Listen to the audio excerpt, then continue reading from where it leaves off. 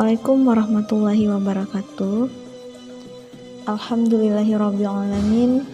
Puji syukur kita ucapkan kepada Allah Subhanahu wa taala dan salawat untuk junjungan kita yakni Nabi Muhammad sallallahu alaihi wasallam dengan mengucapkan Allahumma shalli ala Muhammad wa ala ali Muhammad.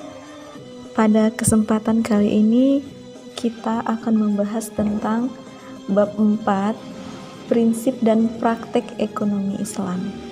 Islam tidak hanya mengatur urusan ibadah, tetapi lebih dari itu. Islam juga mengatur semua aspek kehidupan masyarakat, seperti etika, ibadah, sosial, hukum, akhlak, dan ekonomi pun menjadi pusat perhatian ajaran agama Islam. Praktik ekonomi Islam sama seperti praktik ekonomi Barat pada umumnya. Namun, ada yang membedakan antara praktik ekonomi Islam dengan praktik ekonomi Barat, yaitu Islam sangat menjunjung tinggi nilai keadilan dan kesejahteraan masyarakat.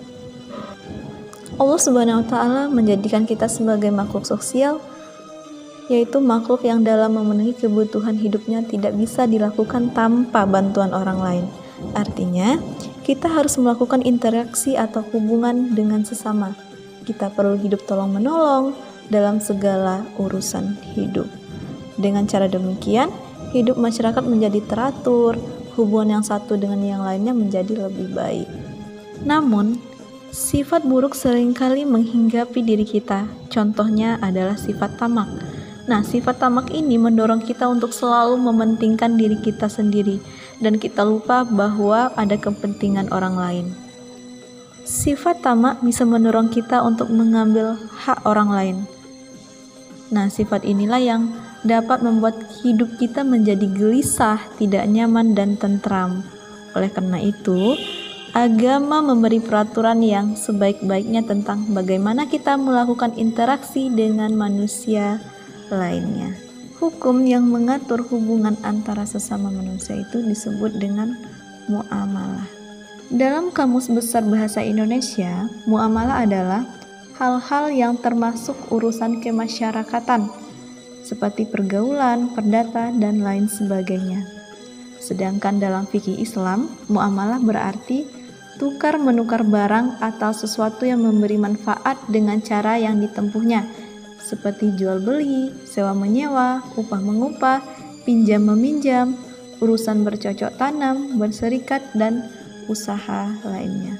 Tujuan diadakan aturan muamalah ini adalah agar tatanan kehidupan masyarakat berjalan dengan baik dan saling menguntungkan, sebagaimana firman Allah Subhanahu wa taala di dalam Quran surat Al-Maidah surat kelima ayat 2 yang berbunyi, A'udzubillahi minasyaitonirrajim.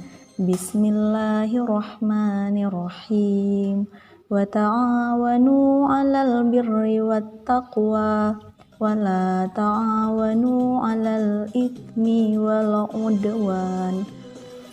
Artinya, dan tolong-menolonglah kamu dalam mengerjakan kebajikan dan takwa, dan jangan tolong-menolong dalam berbuat dosa dan permusuhan.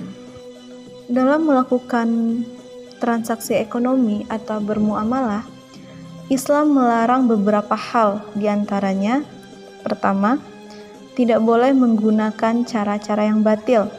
Kedua, tidak boleh melakukan kegiatan riba. Ketiga, tidak boleh dengan cara-cara yang zolim atau aniaya. Keempat, tidak boleh mempermainkan takaran timbangan, kualitas maupun kehalalannya. Kelima, tidak boleh dengan cara-cara yang spekulasi atau berjudi. Dan tidak boleh melakukan transaksi jual beli barang yang haram. Selanjutnya, kita bahas macam-macam muamalah. Yang pertama, jual beli. Jual beli menurut syariat agama Islam ialah kesepakatan tukar-menukar benda untuk memiliki benda tersebut selamanya. Melakukan jual beli dibenarkan sesuai dengan firman Allah Subhanahu wa taala di dalam Quran surat Al-Baqarah surat kedua ayat 275. Yang artinya, dan Allah Subhanahu wa taala telah menghalalkan jual beli dan mengharamkan riba. Apabila jual beli itu dilakukan dengan berhutang atau tidak tunai, maka Al-Quran menyarankan agar dicatat dan ada saksi. Hal ini dijelaskan di dalam Quran Surat Al-Baqarah ayat 282 yang artinya, "Wahai orang-orang yang beriman, apabila kamu melakukan utang piutang untuk waktu yang ditentukan, hendaklah kamu menulisnya, dan hendaklah seorang penulis di antara kamu menulisnya dengan benar." Selanjutnya, rukun dan syarat jual beli. Nah, di dalam melakukan jual beli, yang pertama itu ada penjual dan ada pembelinya. Nah, penjual dan pembelinya ini haruslah balik, berakal sehat, dan atas kehendak sendiri, bukan paksaan dari orang lain. Yang kedua, ada uang dan ada barangnya.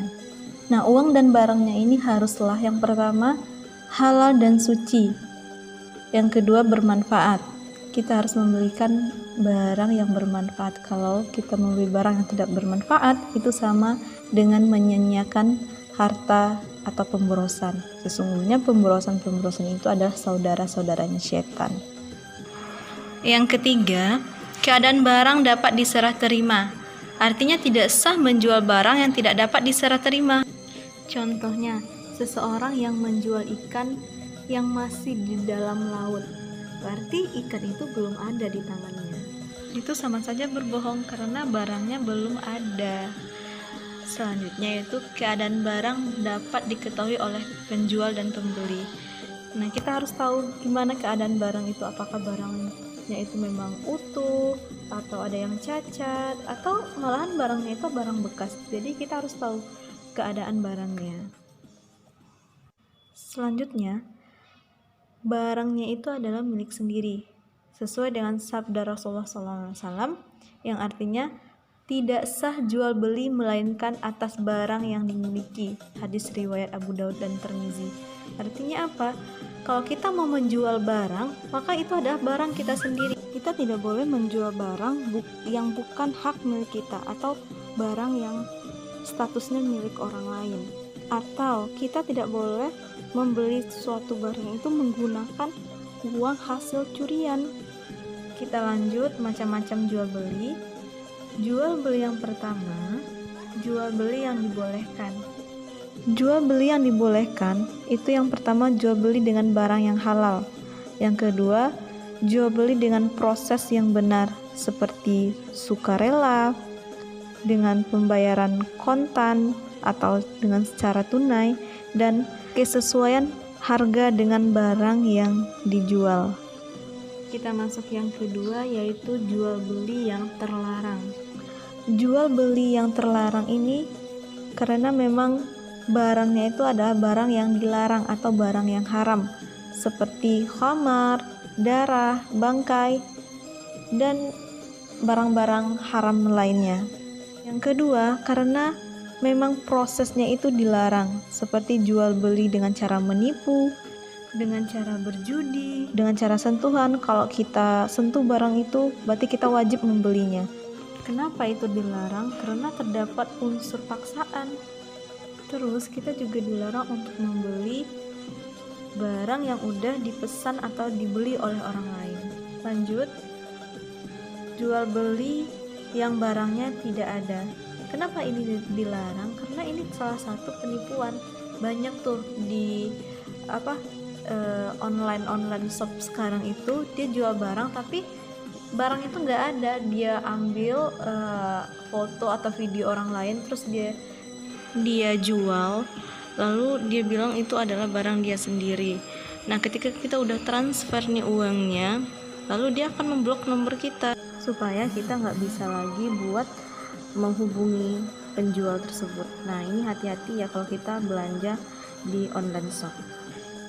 Terus menjual sesuatu yang berguna tetapi dijadikan sebagai alat maksiat bagi pembelinya. Selanjutnya, membeli barang untuk ditimbun dan barang tersebut dijual setelah harga mahal. Dalam melakukan transaksi jual beli, maka ada hikmah yang dapat kita ambil dari transaksi tersebut. Yang pertama, kita dapat memenuhi kebutuhan hidup kita Yang kedua, dapat membuka peluang pekerjaan, dan yang ketiga dapat menggerakkan ekonomi umat Islam. Oke, sampai disinilah pembelajaran kita pada hari ini.